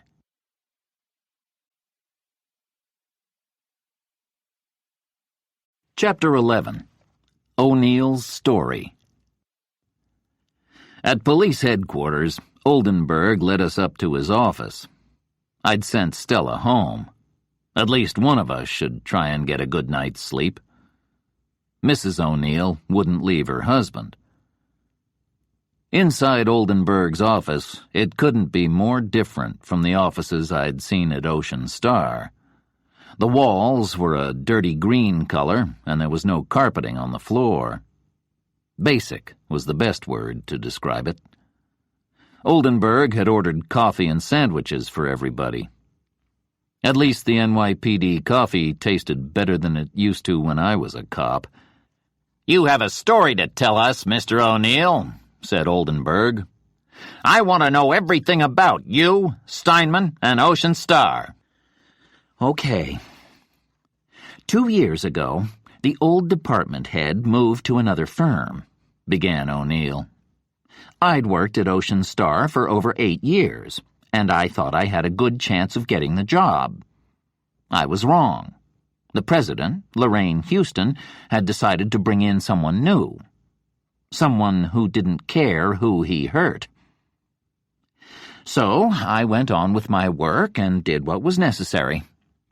With Steinman as head of department, the firm was making even more money than before.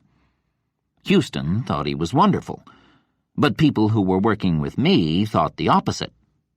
Steinman loved to push people hard. A year ago, I asked Steinman how the firm could continue paying so much money to its clients. The money our department made from clients' investments wasn't that high. I did the math again, and still didn't understand. Where was the money coming from? I was worried, but Steinman promised me that there were no problems. He said, just do your job and don't ask too many questions. She knows what she's doing on the top floor. The top floor is where Lorraine Houston has her offices. Steinman hoped to get his own office there someday. It seemed impossible to talk to him, so I kept my mouth shut. Time passed, and Ocean Star went on paying out big money to its clients. Then, on Friday morning last week, I received the information that could destroy the firm and send Lorraine Houston to jail. It happened by chance. I got a letter from Houston's office.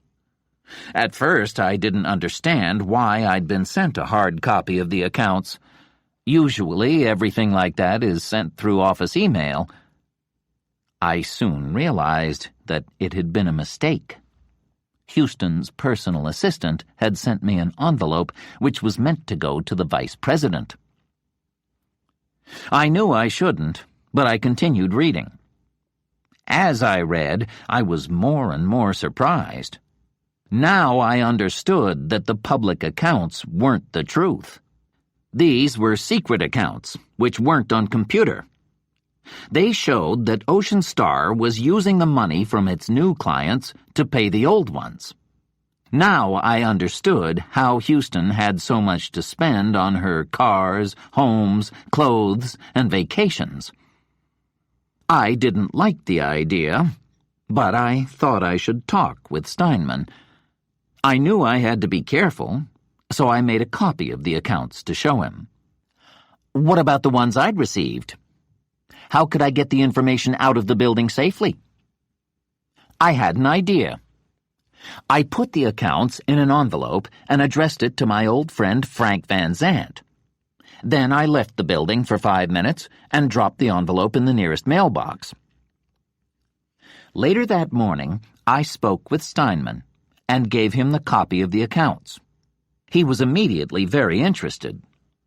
He laughed and said, "So that's how she does it. You've done the right thing. I'll go straight upstairs and talk with Houston. With this information, I could make a lot of money. Maybe I'll share some with you." His plan was to ask Houston to pay him to keep quiet. I became really angry with him and tried to make him change his mind. But he refused. He wouldn't listen to me and went up to the top floor. Now I knew that I could be in real trouble because Steinman had gotten the accounts from me.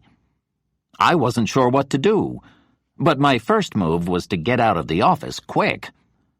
I told my personal assistant that I'd had an awful headache all day and had to go home.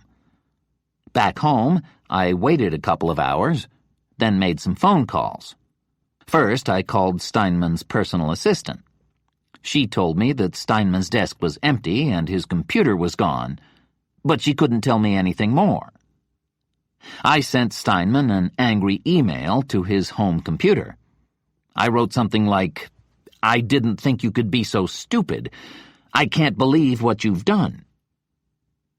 The next day, I felt bad about what I'd said in the email, so I tried to phone Steinman. His wife answered and told me that he hadn't come home, and she was very worried. That night, I stayed up late thinking about what I should do. Just before midnight, I got a call. Someone said, "You have information which belongs to the firm. Return this information to Ms. Houston by midday tomorrow if you want to stay alive." How could I return the accounts? They were in the U.S. mail. So I thought the safest thing to do was to hide. I wrote a note for Joyce and left in the middle of the night. Looking back, maybe it wasn't the most intelligent decision. I packed a bag, left by the back entrance, took a cab to Frank Van Zant's place. I can promise you I left my car on Henry Street. I told Frank to expect the letter with the accounts, then I checked into a hotel. On Monday morning, I took out $10,000 from the bank, so I wouldn't need to use any credit cards. I think you know the rest of the story. "Thanks, Mr. O'Neill," said Oldenburg. "That's very helpful." Oldenburg led me to another office.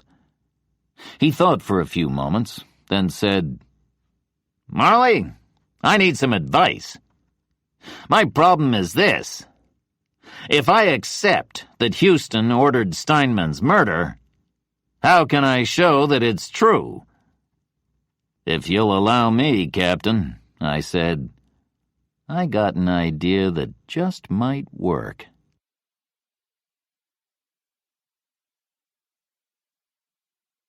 Chapter 12. If the Price is Right. What if nobody knew that O'Neill was at police headquarters? That would give us the chance to tell some clever lies that might give us the advantage. I shared my ideas with the captain. "We don't know for sure, but let's say Lorraine Houston planned Steinman's murder," I began. "She's killed one person, and she wants O'Neill badly enough to kill again. Why don't we try out this plan?" Give the news of what happened at the Metro Hotel tonight to the newspapers, TV, and radio stations. Some of it can be true, but a few things can be changed. We tell them that O'Neill escaped and is believed to be somewhere in the East Village area. Houston will be very afraid. She has a lot to lose if she doesn't find O'Neill first and stop him from talking. Okay, Marley, so far so good. What next? Asked Oldenburg. If you agree, I could speak with her. I'll tell her I have something to sell. The secret accounts. Go on, said Oldenburg. I'm interested. But why you? Why couldn't an NYPD officer do it? I'll tell her I've found O'Neill and am keeping him someplace safe, where she'll never find him. I'll also tell her I have the accounts, which I'll offer to sell if the price is right. I'll make her an offer which she can't refuse. For $100,000, I'll return the accounts to her and give O'Neill to the police. Houston will think she has won. The secret accounts will be safe, and O'Neill will be in jail for Steinman's murder. I'll meet with her, then try and get her to talk. Come on, Marley, get real, said Oldenburg. You think a hard businesswoman like Houston is just going to say, "Oh, by the way, I ordered Steinman's murder"? I'll let her think I'm the same sort of person as her, I continued. A businessman who doesn't care how he earns his money or who he hurts. If she feels comfortable with me, then we might get the truth. This had better work, Marley. I hope you're a good enough actor, said Oldenburg. Believe me, Oldenburg, on a good day, I could win Oscars, I told him. All right, we'll do it, replied Oldenburg. This could be dangerous. You know that as well as I do. You'll need a full NYPD team behind you. I'll organize that as soon as you and Houston have a time and a place to meet. So now I'll talk to the newspapers, and Houston will think that O'Neill is still in hiding. Okay. And one more thing, I said. Mrs. O'Neill and her daughter Julia could be in real danger. Could you move them to an NYPD safe house? Consider it done, said Oldenburg. Wednesday had been a very long day.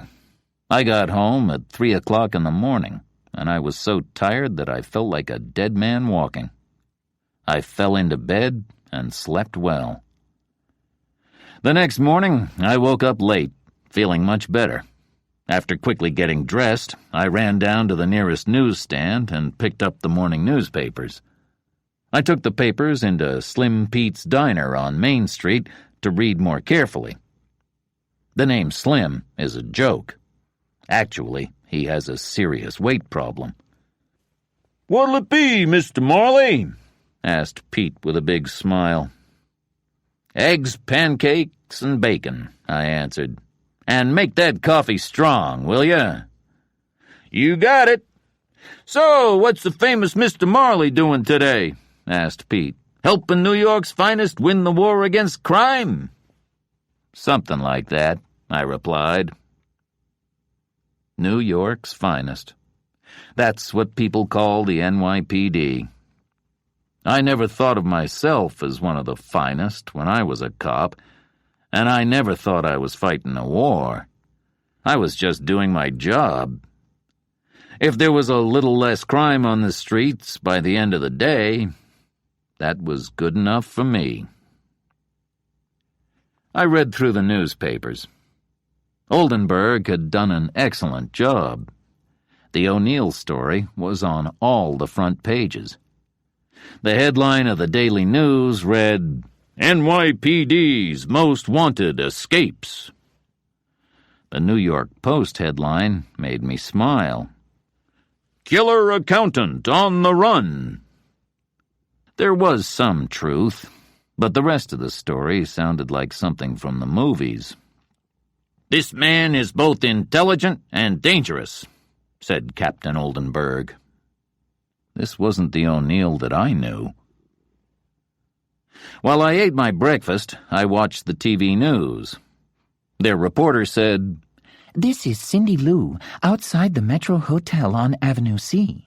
Here, last night, NYPD officers almost caught Patrick O'Neill, the man wanted for the murder of Ronald Steinman." Well done, Oldenburg, I thought.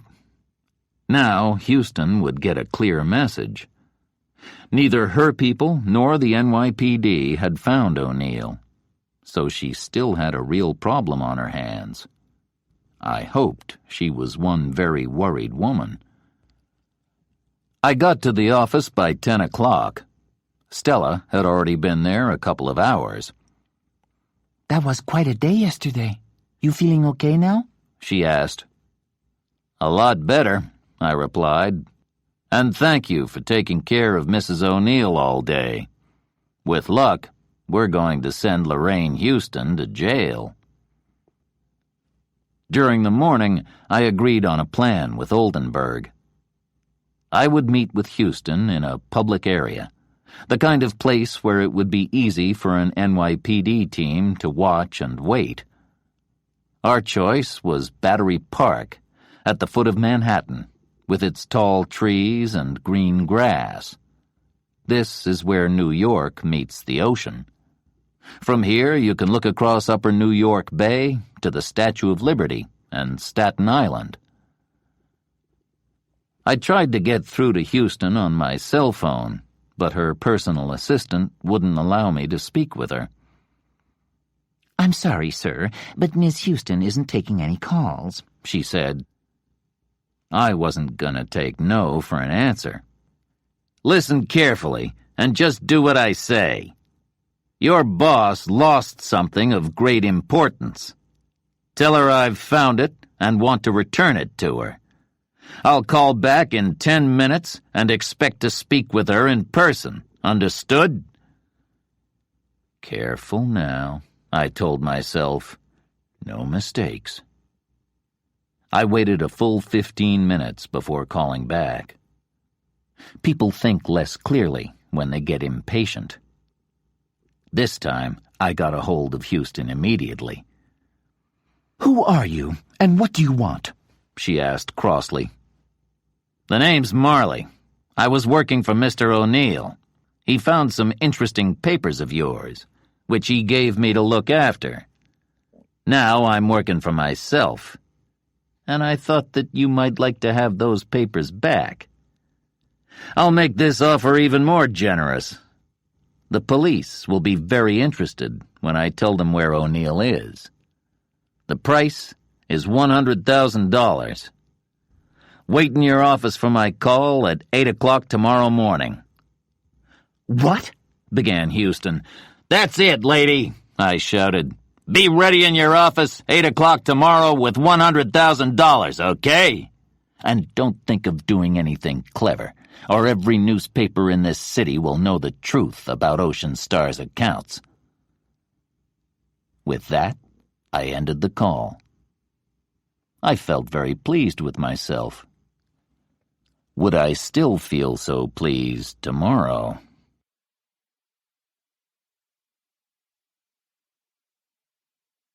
Chapter 13. Battery Park. Friday, October 8th, 7 a.m. I was on my way from Grand Central Station to Bowling Green on a number 5 train. This subway station is just north of Battery Park, which was where I was going to meet Lorraine Houston.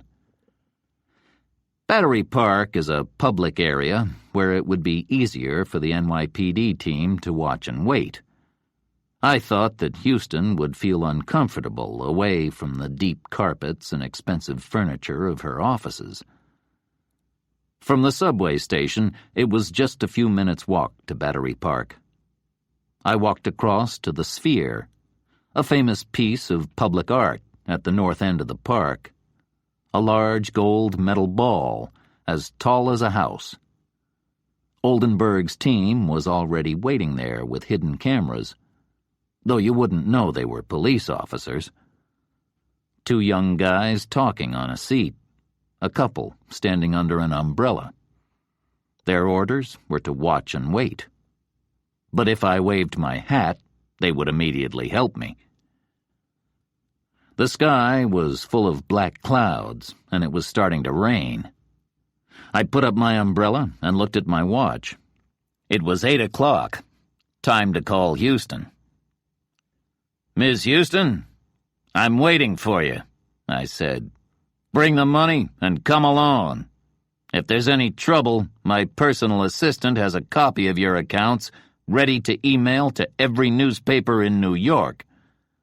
If all goes to plan, she'll destroy that copy." "Okay, that's understood," she replied. "How do I know you're telling the truth?" Ask yourself this question. What will happen if you don't believe me? I'll need your cell phone number. Thanks. Now, leave the building and wait outside the front entrance. I let her wait a few minutes in the cold. I wanted her to feel angry and impatient by the time she arrived at Battery Park. Now, for my next call. "So sorry to keep you waiting," I lied. "You see a tall, white-haired guy in a dark green overcoat carrying a copy of the Wall Street Journal? He should be opposite you, standing by a cab." Houston said she could see him. "That's my assistant, Mr. Blaney. Go and talk with him," I continued. "He has a cab waiting for you." We had to make sure that Houston arrived alone. Joe Blaney's job was to make sure that she took our cab, a cab with an NYPD driver. Houston was going to be taken on a little tour of Lower Manhattan. We were going to take our time and make sure she was in a very bad mood by the time she met me. 30 minutes later, I called Houston again. "Tell the driver to drop you at the north entrance to Battery Park, opposite Bowling Green. Then walk south to the Sphere. You'll see me holding a blue and white golf umbrella. By the way, you don't need to pay the driver. Hope you enjoyed your sightseeing." I wouldn't like to repeat Houston's reply. Such bad language. The rain was beginning to fall more heavily as I saw her. She was tall and slim and was wearing a red suit with a short skirt that showed a lot of leg. She really wasn't dressed for the weather. I turned on my little secret recorder. I waved to her and sat on a park seat under the trees opposite the Sphere. "This had better be good, Marley," she said. "Do you have my papers?" "Not so fast," I replied. "Do you have my money?" She put her case on her knees and opened it. Inside, it was packed with $100 bills. "Count it, if you like," she said. "Don't you think the park looks lovely in fall?" I asked. "I don't have all day. Hurry up and give me the papers," she said impatiently. I slowly reached into my case and took out an envelope, which I gave to her. Then I reached into my coat pocket for my cell phone. Houston took a single piece of paper out of the envelope and looked at me like a dog which was about to bite. "Give me the rest of the accounts, Marley, or you're dead meat." She had taken a small gun out of her purse and was pressing it into my side. "Not very intelligent, Ms. Houston," I said. "Remember, if anything happens to me, my personal assistant will email your accounts to every newspaper in this city. If I press send, my personal assistant gets that message. Also, shooting people in public isn't a good idea. You'll get the rest of the papers. Just be patient. Like any good businessman, I like to count my money first." She gave me a cold, hard look through narrow eyes, then put the gun back in her purse. Now she was beginning to shake with the cold. "Here, take my overcoat," I said. She took the coat and put it over her shoulders. She smiled for the first time and thanked me. Now I felt I might have the advantage. I quickly checked the money, then took a second envelope from my case and held it in front of her. "There must be some very important information here. You're one smart businesswoman, Ms. Houston, and a good employer. I like the way you find answers to problems with your people. Like sending Steinman on his final drive in O'Neill's car. Good work. The police think that O'Neill is the killer. That way, you can be completely sure it's the end of your trouble with those two. As soon as I tell the police where O'Neill is, you're safe." She smiled again. "You're a smart guy. I'm sorry about Steinman. He was good at his job, until he started to think he was smarter than me. I couldn't let him tell me what to do. I had to get rid of him." At last I had it, and everything was on the recorder. I passed her the second envelope. She opened it quickly, took out the papers, and counted them. "Looks like it's all here. It's been good doing business with you," she said, and returned my overcoat. "Now just make sure the police get a hold of O'Neill." As she walked away, I called to her. "Actually, Ms. Houston, I got a message from O'Neill. He'd like to tell you, smile, you're on a police camera." I waved my hat in the air. Houston screamed and pulled out her gun, but in seconds the NYPD team was all around her. She dropped the gun and fell to the ground. A minute ago, she had been the president of Ocean Star Finance and a very rich woman. Now she was going to spend many years in jail. I called Oldenburg to tell him the news. "Good work, Marley," he said. "O'Neill will soon be a free man." The rain had stopped, and the sun had begun to break through the heavy clouds. In the sunshine, leaves were dropping from the trees and turning in the wind. The air from the ocean smelled fresh and clean. It felt good to be alive. I should spend more time in this city's parks.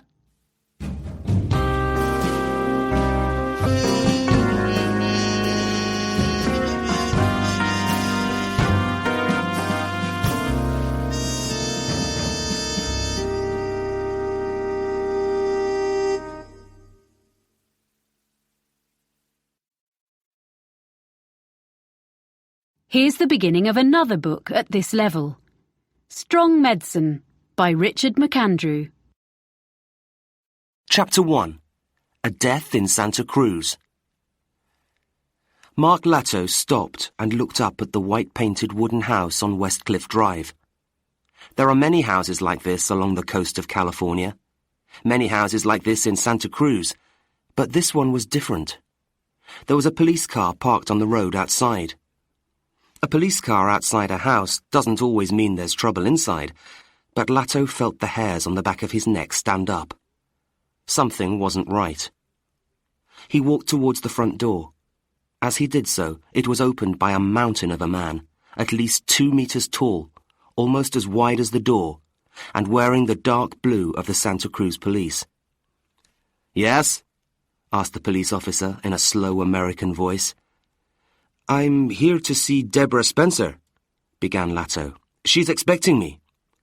"And who are you?" "My name's Mark Latto. I'm a doctor. I've come over from Britain to see her." "Well, you'd better come in, Dr. Latto," said the police officer, stepping back from the door to let Latto in. "I'm afraid I've got some bad news for you. Miss Spencer was found dead early this morning." "Oh, no." Latto put a hand up to his mouth. "How terrible!" "Yes," continued the police officer. "So I'm afraid you won't get to see her. However, a detective will be along here in a few minutes, and he may want to have a talk with you." "Detective?" asked Latto. "Are you saying—" "I'm not saying anything, Dr. Latto," said the police officer, looking Latto straight in the eye. "I'm just asking you to take a seat in that room." He nodded at an open door on the right. "Someone will be with you shortly." Latto found himself in a light, airy sitting room with a large window looking out over the sea. He put his sunglasses down on a small coffee table and looked out of the window.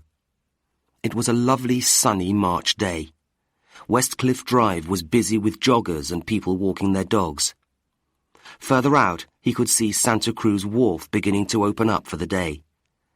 A van was taking food and drink to one of the restaurants at the end of the wharf. A few men and women were fishing from the side. And although it was early in the year, there were one or two tourists walking along the wharf, looking into the shop windows. Latto was tall, with dark brown hair and blue eyes. He was wearing a light-coloured jacket and trousers and a light blue shirt. He turned and looked at himself in the mirror on the wall. Although he was in his early 30s, he looked older. It was probably tiredness, he thought. It was 10 in the morning here in California, but his body was still on British time. He sat in a yellow armchair near the window and closed his eyes. Time passed. "Dr. Latto?" said a voice. Latto woke suddenly to see a short, grey-haired man in his late 50s standing in front of him. "I'm Tony Martinez, a detective with the Santa Cruz Police," said the man, taking some paper from the inside pocket of his old brown jacket. He found a pen in a side pocket. "Hello, Detective Martinez," said Latto, starting to push himself up out of the chair. Martinez stopped him by holding out a hand. "Don't get up," he said. "I've just got a few questions for you." Latto sat uncomfortably on the front of the chair. Martinez took a seat on the sofa opposite. His grey trousers looked old, so did his shoes. "Officer Seymour tells me you're British," said Martinez. "That's right," replied Latto. "So, how is it that you know Miss Spencer?" Latto thought for a moment before answering. "I'm a doctor of Western medicine, and she was a doctor of Chinese or Asian medicine. She had some ideas that I was very interested in. We emailed each other about them. And then I came out here to learn more, and so that she could teach me how to use these ideas on my patients." "So, how well did you know her?" asked Martinez. "Well, I met her once a couple of years ago," replied Latto. "She was in London on holiday. We had dinner one evening. That's the only time we actually met. The rest of the time we just emailed each other." "And can you tell me what Miss Spencer was doing that interested you?" Latto looked out of the window, deciding how to explain things to Martinez. "You know what Parkinson's disease is?" asked Latto. "Sure. It's an illness that old people get. They shake a lot." Latto smiled. "Actually, it's not just old people who get it. Some young people get it too." "Oh, okay," said Martinez. "But you're right about the shaking," continued Latto. "Sometimes the hands and arms shake, sometimes the legs, sometimes both. It can do other things to the body too. Some people who have Parkinson's find it difficult to move parts of their body. Sometimes they can only move very slowly. Sometimes they find it difficult to move parts of their face. They can't smile. A lot of different things can happen to the body." Martinez was watching Latto and listening carefully. "And what can you doctors do about it?" he asked. "Well, Western doctors can't do much, really," replied Latto. "But Deborah was trying a new way of helping people who have this disease." "I see." Martinez wrote something on the paper and then looked across at Latto again. When did you arrive in the States? Martinez asked. Yesterday afternoon, replied Lato. I got into San Francisco at about 2 o'clock and drove straight down here. Arrived about 4:30, 5 o'clock. How long are you staying? Asked Martinez. Well, I was planning to stay for a couple of weeks. Now, I don't know. Martinez stood up. Well, you can't leave town just yet, he said. Anyway, thanks, Doc. That's it. You're free to go. On your way out, tell Officer Seymour where you're staying.